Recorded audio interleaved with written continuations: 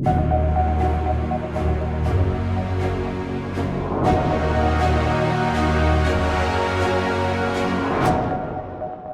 jeudis de l'Iliade. On a choisi avec Grégoire cet auteur-là, ce livre-là, mais aussi cet auteur-là, puisque je vais répartir et découper mon intervention en trois niveaux. Le premier, c'est cette question du courage, le déclin du courage. Le deuxième point, qui est très lié à celui-là, c'est la question du mensonge et de la vérité, le statut de la vérité. Et le troisième point, qui est le plus scandaleux, le plus sidérant de la part de Solzhenitsyn, c'est la question de la trahison.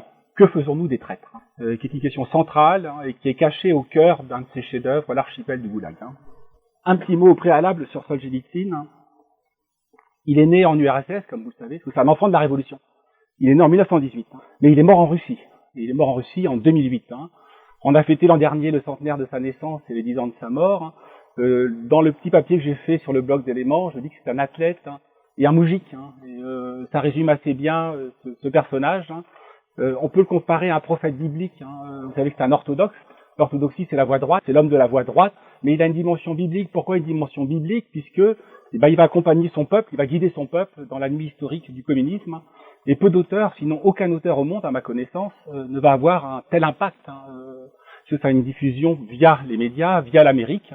On y reviendra. Une importance mondiale. En réalité, il est le héros collectif du Goulag. Il est ce que les Grecs appelaient le coryphée. Il est la voix des Zèques, il est la voix des bagnards, des détenus. Et au fond, il a écrit par procuration, en particulier l'archipel du Goulag. Il a écrit par procuration, de sorte que la voix, cette voix des détenus, aux confins extrême-orientaux et sibériens de la Russie, puisse toucher le monde. Rien ne le prédisposait à cela, puisque c'est vraiment un enfant de la Révolution. Il a fait des études de mathématiques, des études de littérature, il a été un brillant officier. Et il suffisait, pour devenir un dissident, dans ces époques-là, il suffisait de bâiller dans un cours de marxisme-léninisme. Vous bailliez pendant que le professeur intervenait, et vous étiez déjà un dissident. Il suffisait à cette époque-là de mettre un petit graffiti sur la porte d'un WC ou une porte cochère. Il suffisait d'un rien, en fait. Et dans une correspondance, pourtant une correspondance codée, dans laquelle il se moquait un petit peu de Staline. Les courriers étaient évidemment lus. Il a été condamné aux travaux forcés. Et là, tout a changé. Ça a fait de lui un homme avec un destin aussi important que Staline, puisque les deux grands personnages du XXe siècle dans cette Russie rouge, c'est Staline et Solzhenitsyn. Et en réalité, ça a été une lutte entre ces deux personnages, et c'est Solzhenitsyn qui a gagné, après 20 ans d'exil, après 70 ans de communisme, c'est Solzhenitsyn qui a gagné, celui qui a envoyé au Goulag et celui qui en est revenu.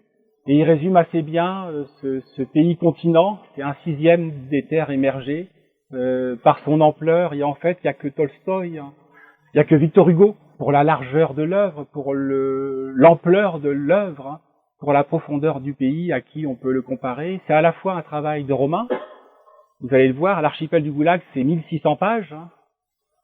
Après, il y a tous les nœuds, il essaye d'expliquer la révolution, c'est 6600 pages. Donc c'est vraiment un travail de romain, un travail de titan, un travail d'athlète, et parallèlement à ça, c'est un travail de fourmi, c'est un travail de bénédictin, puisqu'il rentre dans le cœur du détail. Donc on va à la fois de l'infiniment petit à l'infiniment grand dans cette œuvre. Rien n'égale donc cette largeur, cette épaisseur, et ni non plus la protestation, encore que c'est la protestation d'Antigone. Tout est humain, en définitive, chez Solzhenitsyn. C'est ça le paradoxe. C'est qu'il est un titan, mais ça n'est rien qu'humain. Il a décrit le Goulag dans tellement de livres qu'on ne peut pas les citer. J'ai parlé de l'archipel. Il disait de l'archipel que ça n'était jamais qu'une meurtrière, qui ouvrait une perspective sur le Goulag.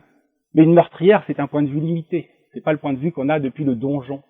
Et l'archipel du Goulag, qui est son premier livre, le deuxième, avec une très grande notoriété, c'est un recueil de témoignages, des témoignages des Zèques. Donc les Zèques, je le rappelle, c'est les détenus de tous ces gens qui sont dans les camps spéciaux.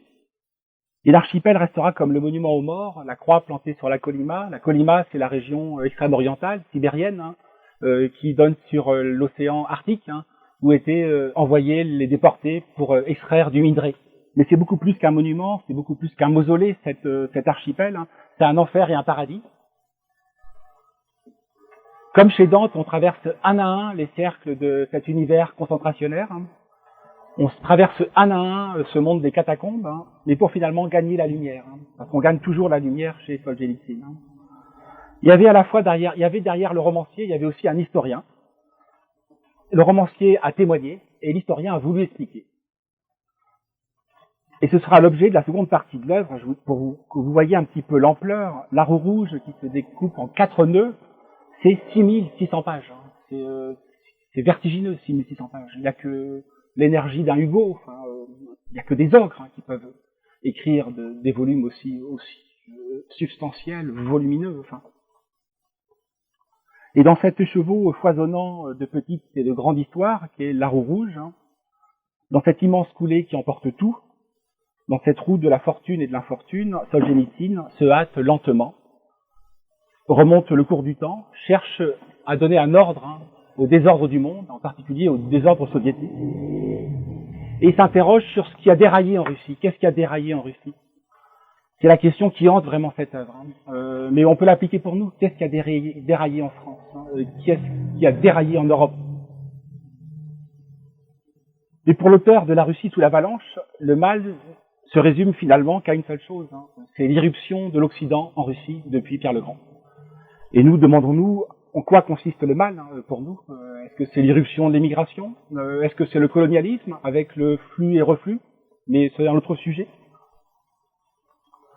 Et en réalité, c'est l'irruption de Pierre le Grand jusqu'au wagon blindé de Lénine. Et de toutes ses forces, Solzhenitsyn va refuser la ruchité de la révolution. La révolution, c'est un corps étranger pour lui. C'est l'allemand, c'est le letton, c'est le juif, c'est le français. Il aurait été l'homme d'une seule curiosité, une seule, pas deux, la terre russe, et d'un seul personnage, le peuple russe. Ce que Dostoïevski, dont il était très proche, appelait la glébophilie. Le peuple pur, le peuple saint, le peuple non contaminé, seul dépositaire de l'âme de la Russie. Je l'ai dit, donc il s'est exilé en 1974, et il est resté 20 ans hors de Russie. Et son souci majeur pendant ces 20 ans, c'était de mourir dans la Sainte Russie. Et c'est ce qui lui est arrivé. Et pendant ces 20 ans, il a trouvé refuge aux États-Unis, dans l'État du Vermont. Et il est arrivé là-bas en 74. Et en 78, il a été invité par la prestigieuse université d'Harvard. Ça sera la première leçon, qui me semble importante. C'est cette question du déclin du courage. Il sera invité à la remise des prix, comme c'est une tradition chez les Américains, la remise des prix en 78, aux étudiants. Et évidemment, tout le gratin universitaire américain s'attend à ce qu'il se fasse l'éloge du monde libre. Je n'ai pas des guillemets, mais c'est le terme qui était employé alors. Il y avait le monde libre, puis en face, il y avait le bloc soviétique, le bloc communiste, les forces du pacte de Varsovie. Et en fait, l'éloge du monde libre, c'est une douche froide, c'est un réquisitoire que va dresser, mais sur un ton amical. Il n'avait absolument aucune hostilité à l'encontre des Américains, que va dresser pendant quelques minutes, parce que c'est un texte assez court. Cet auteur, qui est un auteur de 1600 pages, 6600, est aussi l'auteur de textes éclairs qui vous foudroient par la seule lecture, par leur seul énoncé, comme ce déclin du courage. Et qu'est-ce qu'il dit aux Américains avant d'aborder la question du courage? En réalité, il dit deux choses. Il fait un constat spenglerien, mais ça, vous le devinez rien qu'au titre, ce déclin du courage. Pour lui, le déclin du courage, c'est vraiment le début du déclin, c'est le commencement de la fin. Mais en réalité, il fait un portrait de l'Amérique que nous connaissons. En tout cas, ceux d'entre vous qui ont lu Tocqueville, c'est un livre tocquevillien, sinon qu'il est très ramassé et qu'il n'était pas libéral, à la différence de Tocqueville. Il était conservateur, Solzhenitsyn. Mais c'est une lecture tocquevillienne de ce que sont devenus les États-Unis, c'est-à-dire un pays qui est contaminé, qui est dévoré par le droit, qui a été asséché par le droit, qui a été déshydraté. Il y a un mot d'Arthur Koestler qui est fantastique, qui est passé des rouges au monde libre. Il a dit qu'il parlait d'une déshydratation progressive de l'âme. Et c'est ce que Solzhenitsyn dit. Le monde moderne, le monde américain, le monde de la consommation, le monde du droit, déshydrate l'âme. Or, l'âme a soif, l'âme a besoin de respirer. Et voici ce qu'il dit donc aux Américains. Faut-il rappeler que le déclin du courage a toujours été considéré comme le signe avant-coureur de la fin? Autrement dit, donc, le déclin du courage, c'est ce début du déclin. C'est l'effondrement des élites, pour reprendre les termes de Christopher Lasch sur la révolte des élites. Ce sont les élites qui ont trahi, mais je vais revenir sur cette question de la trahison. Ce sont des élites qui sont faibles avec le fort et forts avec le faible.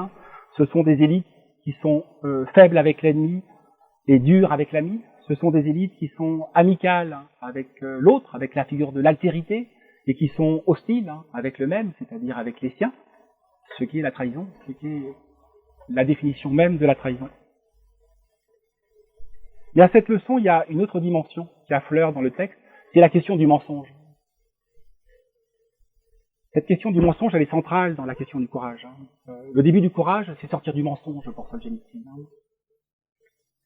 C'est dit, tout était surdimensionné chez lui, tout était hors norme, hors cadre, la stature, la ruticité, l'audience mondiale, sauf une chose, sauf la chose essentielle chez lui, qui est parallèle à la banalité du mal, c'est ce qu'on pourrait appeler la banalité du bien. En réalité, la dissidence de Solzhenitsyn est commune à chacun d'entre nous. Elle se trouve en dépôt en chacun d'entre nous comme une graine. Et il faut repenser au titre d'un de ses livres, c'est le grain tombé entre les meules. Eh bien, tout broyé qu'il fut, ce grain, tout piétiné qu'il fut, ce grain, il finit par regermer. On sort toujours du tunnel chez Solzhenitsyn. Chaque homme dans sa nuit, eh bien, chaque homme dans sa nuit débouche sur la lumière. On débouche toujours sur la lumière chez lui. Et de toutes ces leçons, la plus importante, me semble-t-il, c'est celle qu'il a délivrée dans ce livre-là. C'est un texte de 4 pages qu'il a écrit le jour même de son arrestation, qui a été retraduit sous le titre de Vivre sans mentir, par les éditions Fayard. Je préfère le titre initial, qui s'appelle Ne pas vivre dans le mensonge. Orwell disait que dans des temps de tromperie généralisée, le seul fait de dire la vérité est un acte révolutionnaire. Mais Solzhenitsyn ne nous demande même pas de dire la vérité. Il nous connaît, il connaît nos faiblesses. Il nous demande simplement de sortir du mensonge. C'est le début de la libération individuelle. C'est le va-des-rétro. Le va-des-rétro, c'est va-t'en. Il y a le va-des-rétro satana, mais c'est le va-des-rétro. Va-t'en mensonge. Ce va-des-rétro, c'est l'objection de toutes, et c'est toutes les prières de délivrance. Il appelait cette résolution, dans un texte bref et sans appel, je l'ai dit, 4 pages, ne pas vivre dans le mensonge. Et voici ce qu'il dit, je vous le lis. La clé de notre libération est là, le refus de participer personnellement au mensonge, en majuscule. Qu'importe si le mensonge recouvre tout, qu'importe s'il devient maître de tout, mais soyons intraitables au moins sur ce point, qu'il ne le devienne pas par moi, majuscule. Ainsi une brèche s'ouvre-t-elle dans le cercle imaginaire de notre inaction. Alors à l'impossible, nul n'est tenu.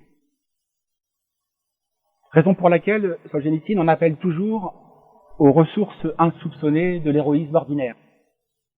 Il ne nous demande pas de nous immoler par le feu comme Jan Palach à Budapest, d'offrir notre corps en bouclier place Tiananmen. Il ne nous demande pas de tenir tête comme Antigone à Créon. Il ne nous demande pas de défier les Perses comme Léonidas et d'y mourir. Ces modèles d'insoumission, ces modèles d'héroïsme sont presque trop grands, sont presque trop intimidants. Même pour Solzhenitsyn, qui se contentait du plus petit des courages, je le cite, eu égard à notre couardise organique et enracinée. Notre couardise organique et enracinée. Et donc, face au crime sans nom, il a fait valoir la banalité du bien que n'aurait pas désavoué Hannah Arendt. Il arrive que les gestes de refus n'empruntent pas les chemins escarpés, mais ceux timides et sans éclat de l'employé de bureau et des vies minuscules. Solzhenitsyn ne conditionne pas le courage à son exceptionnalité. Au héros et au saint, le petit nombre donc, le régime surérogatoire de l'exception. Aux autres, le courage élémentaire de l'homme ordinaire, sans romantisme, sans virilisme, qui fait valoir un refus modeste, têtu et intransigeant. Comment s'opposer au mensonge Comment se défaire de toutes ces routines, parce que ce sont des routines dans lesquelles on s'oxyde et dans lesquelles on s'encrasse, de ces routines et ces habitudes de résignation et de micro-terreur quotidienne, qui nous enferment dans ce cercle imaginaire de l'inaction. Où trouver la force de résister? Eh bien, Solzhenitsyn dit non, la force est en moi. C'est un débat entre moi et moi. C'est un débat entre moi et ma conscience. C'est un coup d'état intérieur. C'est une motion de censure individuelle. C'est une protestation de l'âme. C'est une désobéissance spirituelle. Moi, Alexandre Solzhenitsyn, je ne coopère plus avec le mensonge. Non possum. C'est non, je ne peux pas. Le mensonge ne tient que par le crédit que je lui accorde. C'est moi qui le provisionne, ce mensonge. C'est moi qui le fais exister. Il est le golem de mes peurs, il est le golem de mes terreurs, et c'est lui finalement mon adversaire. Car le mensonge n'a pas seulement besoin de collaborateurs actifs, il s'appuie sur toute une armée d'agents passifs. L'homme grégaire, l'homme foule. celles et ceux que Étienne de la Boétie a réunis sous la famille humaine, trop humaine, de la servitude volontaire, le peureux, le conformiste, le cynique, l'opportuniste, le paresseux, pris d'un sentiment d'inutilité, qui ne résiste pas à la tentation de la passivité. La passivité est toujours le choix de la facilité. Elle ne prépare pas seulement aux défaites, elle les transforme en capitulation honteuse. Un tel fuit, tel autre tremble, la plupart se tiennent à l'écart et vaquent à leurs affaires. Pendant ce temps, le mensonge prospère, et son principal allié se nomme nonchalance, timidité, pusillanimité, indifférence, poltronnerie. Mais sortons du mensonge. Il ne faut pas que le mensonge soit notre allié. Notre loyauté ne peut pas aller au mensonge. La troisième leçon dont je vais vous faire part, c'est celle qui est la plus secrète en définitive, mais sans laquelle le courage individuel ne débouchera sur rien. On pourra tous qui sommes ici présents être courageux. Notre courage ne sera pas assez entendu. Les propriétés de notre courage ne seront pas assez contagieuses pour se diffuser. Il y a une autre condition qui est la plus importante. C'est le meurtre. C'est caché dans ce chef-d'œuvre sur lequel les spécialistes de Solzhenitsyn ne s'attardent pas. Mais il y a un chapitre dans l'archipel qui est consacré au meurtre du traître. Qu'est-ce que c'est qu'un traître? C'est la chose la plus écœurante au monde, le traître par définition. Le traître, le mouchard, l'indicateur, le cloporte. Pèse sur lui la malédiction de Judas, le non maudit d'Iscariote, qui est un sceau d'infamie universel, sauf pour nous. Mais je vais y revenir. Et la conscience collective, universellement, dans quelques pays et dans quelque époque ce soit, sauf la nôtre, va conserver pure et inviolée cette antique répugnance pour le traître. Et vous la retrouvez, cette antique répugnance pour le traître, dans les cours d'école, puisque la réflexe, l'instinct naturel de l'enfant est la phobie du faillotage et la phobie du faillot. Dante, le grand Dante, a placé les traîtres dans le dernier des cercles de l'enfer, dans le 9e cercle de l'enfer. L'enfer de Dante, c'est un entonnoir. Vous y rentrez, jusqu'au 9e. Et le 9e, c'est là où sont punis les gens qui ont commis les crimes les plus noirs, les plus impardonnables, les traîtres donc. Et Dante dit, plèbe maudite entre toutes, rejetée dans ce lieu dont il est terrifiant de parler, mieux eût valu pour vous que vous eussiez été des brebis ou des chèvres. Il a convoqué toutes les variétés de traîtres, Dante. Le traître à son frère, le traître à sa patrie, le traître à son maître, le traître à son Dieu. Et je lui ai dit, c'est le cri le plus impardonnable, pour lui, mais comme pour l'homme antique, la trahison. Parce qu'elle charrie la lie de l'humanité, Elle est vraiment dans le dernier des cercles de l'enfer. Pourquoi la lie? Parce qu'elle s'est déliée des chaînes invisibles qui relient le fils à la mère, le frère au frère, le même au même. Et comment se débarrasser de cette lie? C'est la question que se pose Solzhenitsyn et que se sont posés tous les EC, c'est-à-dire tous les détenus, dans cet archipel disséminé, dans cet archipel éclaté du Goulag. C'est 5 fois la France, l'archipel du Goulag, sans communication d'un camp spécial à l'autre. Et bien, dans un passage les plus sidérants de l'archipel du Goulag, où Solzhenitsyn s'interroge sur la façon de subsister dans l'enfer des camps, une scène retient l'attention tout particulièrement.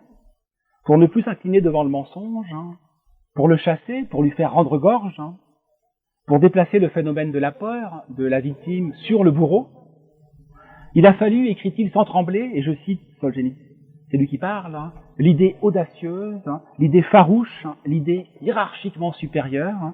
Et c'est quoi cette idée? Tuer les mouchards. Il faut tuer les mouchards. Que faire en vérité des traîtres? Ceux qui trahissent l'amitié, ceux qui trahissent pour 30 deniers, pour une place au soleil, pour une légion du déshonneur accrochée à la boutonnière, pour un paquet de cigarettes dans les camps spéciaux. Ce sont les agents de maintenance du système, les traîtres. Ils en assurent le bon fonctionnement. Sans eux, ces rouages se gripperaient. Comment les châtier, se demande Solzhenitsyn. Parce que si vous ne les châtiez pas, l'ordre des miradors, l'ordre des barbelés, pour nous l'ordre de la censure, ne prendra jamais fin. C'est l'armée des zélateurs et l'armée des délateurs. Et ce moment de vérité, l'élimination des traîtres, va se produire dans les années 60-70, partout, simultanément dans les camps, sans aucune concertation. Dans cette nuit noire de la Colima, les EC vont accomplir le même meurtre qui va acquérir d'un camp à l'autre une dimension rituelle, sans qu'aucun manuel de sacrifice n'en ait jamais été rédigé. Et pour cause, La révolte va gagner simultanément tous les camps spéciaux, et tous les camps spéciaux, tous les prisonniers vont suspendre le sentiment de piété, vont le suspendre délibérément.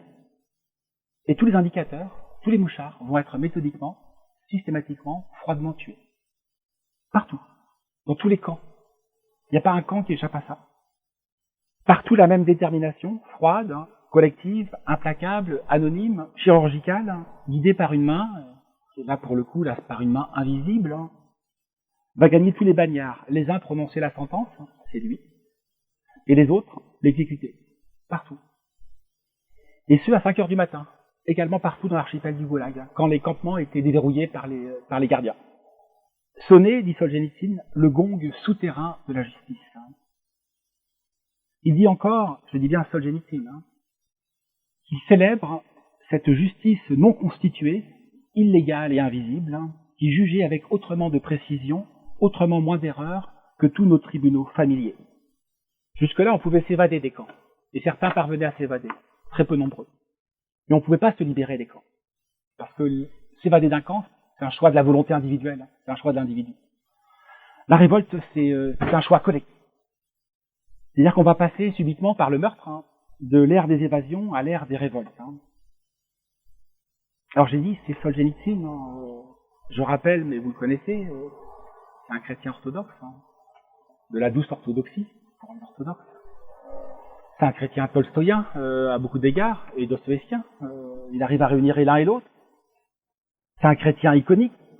Il est porteur et nourri de piété russe, il est nourri d'icônes, il est nourri de sainteté, de foi en Christ. Eh bien, cet homme-là fait un éloge du meurtre ciblé, du meurtre prémédité, d'une efficacité implacable. Je cite encore de Solzhenitsyn, pardon. Tuez les mouchards, le voilà le maillon. Flanquez-leur un coup de couteau dans la poitrine. Fabriquons des couteaux. Égorgeons les mouchards. Le voilà le maillon. Alors évidemment, Solzhenitsyn, une fois sorti des camps, se demande si on déchoit de son humanité par le meurtre politique. Et oui, bien sûr, on déchoit de son humanité, dit-il, lorsqu'on est réfugié comme moi, dans un bureau, entouré d'une bibliothèque de livres, je prends Montaigne, je déchois de mon humanité, assurément. Mais dans les camps, dans la boue des camps, non. On se rabaisserait à agir ainsi dans la vie civile, le meurtre politique, mais pas au goulag, pas sous les brimades quotidiennes, pas sous les humiliations sans fin. Alors, entre les punaises et les mouchards, les cas de conscience humanistes font l'effet, je cite Solzhenitsyn, d'un bavardage de Pékin bien nourri. Que nous dit à travers cette scène sidérante de l'archipel Solzhenitsyn? Que l'indicateur, en l'occurrence le traître, est le collaborateur par excellence. Un système de mensonge ne tient que par le traître, ne tient que par le collaborateur. Le collaborateur en est la police quotidienne, le gardien zélé, l'agent coagulant. C'est lui qui donne au mensonge sa consistance pâteuse, sa consistance collante, comme une glu écœurante dont aucun dissolvant ne vient à bout. Il faut donc désigner le traître, il faut donc le nommer, il faut donc le renvoyer à son infamie, il faut le rabaisser. Et Solzhenitsyn le dit, on ne rabaissera jamais assez. Lui qui est le plus bas, puisqu'il est dans le 9e et le dernier des cercles de l'enfer. La peur qui le fait vivre doit le faire disparaître. Alors certes, nous ne croupissons pas dans des camps de concentration. Nos camps à nous sont des camps de déconcentration, sont des camps de divertissement. Nos bastilles sont mentales, mais elles sont réelles. Nos bourreaux sortent de Philippe Muret ou de la Gay Pride, ou d'une fête d'Halloween. Ils ne nous coupent pas la langue, ils nous coupent le micro. Donc de fait, les sociétés qui sont les nôtres, qui sont plus des sociétés concentrationnaires, qui sont des sociétés contestationnaires, n'appellent pas des réponses aussi brutales que la décision prise par tous les EC simultanément dans toute la Colima. Il n'empêche, nous n'avons pas tué les traîtres, les tricheurs, les mouchards, les collaborateurs, mais nous devons apprendre à les neutraliser, je pense. C'est eux qui font obstruction entre nous et le pouvoir. Non pas les tuer, mais les huer. Mais se pose pour nous une question beaucoup plus lourde qui ne se posait pas dans les univers classiques, et le monde soviétique était un univers classique. Pour nous se pose une difficulté très spéciale. C'est le statut de la trahison. Nous nous imaginons, nous postmodernes, échapper à l'universel mépris pour le traître. Et c'est sûrement là la forme la plus accomplie de trahison. La forme la plus accomplie de trahison, c'est la négation de la trahison. La négation que la trahison existe. C'est un mot qui est tombé en désuétude, de trahison. Ceux d'entre vous qui n'ont pas fait de droit ignorent le terme de forfaiture, j'imagine, de félonie, pour les plus jeunes d'entre vous. Et comment parler de trahison à l'âge du grand divorce, des allégeances multiples, de la valse des affiliations et des désaffiliations, des engagements, des désengagements et des réengagements? Comment parler de trahison dans un monde qui est régi par le contrat, où la loyauté se résume à une clause d'exclusivité au bas de votre contrat, à durée déterminée ou pas, où l'identité n'est plus qu'une situation éphémère, flottante, instable, choisie, un monde où, pour parler comme les sociologues, la force des liens faibles, c'est-à-dire des réseaux sociaux, et a pour corollaire la faiblesse des liens forts. Les liens forts, c'est les liens de la communauté, c'est les liens du sang. En vérité, pour fonctionner à plein, la réprobation morale et universelle qui frappe la trahison présuppose une permanence des engagements et des liens, une continuité de l'être, quelque chose à trahir en fait. Quelque chose, c'est une histoire commune, une histoire partagée. Alors la trahison serait-elle la reine des fins de règne, elle qui accueille un caractère massif, général, contraignant, on ose dire normatif. Alors plus rien ne relèverait chez elle du phénomène individuel. Elle serait collective. Il conviendrait de porter sur elle non plus un regard psychologique, mais un regard sociologique. C'est ce qu'a fait Alexandre Zinoviev, qui est un grand écrivain soviétique, qui a attaqué, qui était dissident à l'Est et à l'Ouest, et qui a fait une phénoménologie de la trahison fantastique, et en particulier de la délation, de l'ampleur que la délation avait prise dans les mondes soviétiques. Et quand on lit Zinoviev, on se rend compte qu'en réalité, il parlait il y a 40 ans de l'URSS, mais à relire Zinoviev aujourd'hui, il parle de nous. En particulier sur les appels à la délation, pensez au discours de haine. Allons plus loin. N'est-ce pas la trahison qui a désormais acquis une valeur exemplaire? N'est-ce pas la trahison qui aujourd'hui est recommandée? N'est-ce pas la trahison qui aujourd'hui est recommandable? Puisqu'elle ouvre les carrières, du moins en tout cas le courage les ferme. Parce que le courage est délégitimant. Parce qu'il empêche cette économie générale du mensonge, par quoi se signale un organisme totalement corrompu. Je voudrais vous citer une phrase de Jean Raspail dans Le Camp des Saints. Elle n'est pas de Jean Raspail, à dire vrai, mais c'est un de ses prête-noms. Elle est de Jules Machefer, qui est le rédacteur en chef de la Pensée nationale dans Le Camp des Saints. Quelle misère! D'ailleurs, les traîtres sont devenus intouchables. Ils sont tellement nombreux à se bousculer dans la trahison que personne n'éprouve plus la moindre sensation que ces gens-là sont en train de nous trahir en bloc. La trahison, donc, la forfaiture, le reniement, le parjure, ne sont pas seulement recommandés, ils sont la condition du succès. Et c'est devenu un placement, sinon même un gisement, le filon des félons. Que nous disent toujours Solzhenitsyn et aussi la Boétie, que j'ai fait qu'évoquer malheureusement, que la tyrannie ne dure que parce que le tyran ne dure, texte génial le texte de la Boétie, ne dure que parce que le tyran a sa solde 5 à 6 ministres, lesquels commandent à 600 capitaines, lesquels à qui obéissent 6000 hommes, etc., etc., etc. En réalité, la tyrannie, Solzhenitsyn, la Boétie, produit une armée de sous-fifres, de tyrannos, de complices, de contremaîtres, la banalité du mal. Ce tyran, c'est pour nous le gauchisme culturel, c'est le politiquement correct, c'est le système. Il a ses indicateurs et ses inquisiteurs. Les recteurs d'université, les directeurs de théâtre, les journalistes, les magistrats, les professeurs, les directeurs de ressources humaines. Mais le premier d'entre eux, vraiment le journaliste. Peut-être parce que il m'est arrivé de travailler dans des salles de rédaction. Et rien de tel que la salle de rédaction pour s'assurer de ce système généralisé de la trahison. Une salle de rédaction, c'est le bouillon de culture du néo-macartisme actuel. Il se produit dans ce milieu relativement clos, relativement fermé, de l'entre-soi, où le même coopte le même, qui est une salle de presse, qui est l'univers du journalisme. Un processus de fermentation, un processus de décomposition, qui est la décantation du conformisme, et qui atteint dans ce biotope qui est la presse, sa forme la plus chimiquement pure. Le filtre du politiquement correct qui opère un incessant travail de lissage, de neutralisation du réel, d'euphémisation des faits. On en arrive à ne plus rien dire, ou alors à ne plus rien tolérer, à s'indigner de tout. Si Tartuffe revenait parmi nous, il serait assurément journaliste aujourd'hui. C'est de fait, c'est la nouvelle caricature. Et Régis Debray s'est remarqué que le jour où l'Église, sous Jean XXIII, il n'y a pas si longtemps que ça, avait renoncé à son pouvoir d'excommunication, les journalistes, aussitôt, ont pris le relais. Ils se sont mis à excommunier d'une seule voix, avec cette unanimité trouble des procès politiques, en se drapant bien sûr dans les essences de la presse et de l'éthique du journalisme, la déontologie, l'indépendance avec des majuscules, l'impartialité, le contrôle des sources, tout en majuscules, la neutralité de l'information. Mais la seule chose qui est neutre ici, c'est le style. À tous les coups, ces papiers ressemblent à une lettre anonyme, même quand elle est signée. Et tout bien considéré, pour nous, c'est quoi le mouchard? Quand on dit tuer le mouchard, l'archétype du mouchard, c'est le journaliste. C'est un serial délateur, le journaliste. Ils se baptisent grands reporters, mais ce sont des grands rapporteurs. Ils disent faire un travail d'information, mais ils font un travail d'informateur.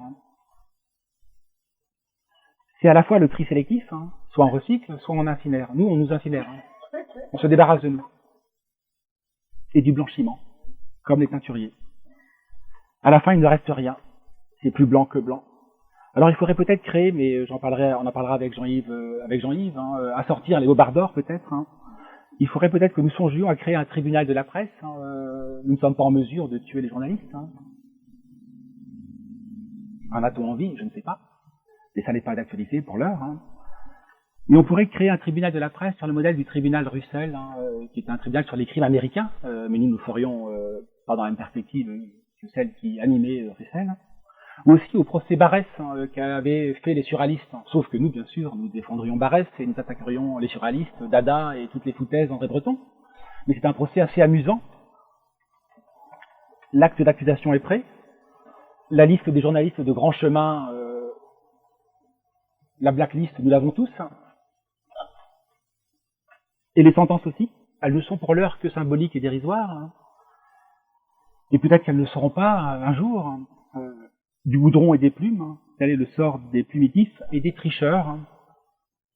En attendant, j'en appelle à la création solennelle d'un tribunal de la presse pour que nous réglions ce sort à cette question de la trahison qui empêche à notre courage de se déployer puisque il est sans arrêt trahi par les proches.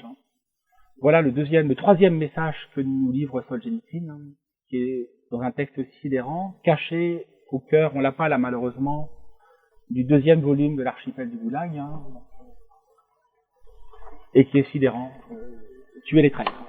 Voilà. Merci de votre attention.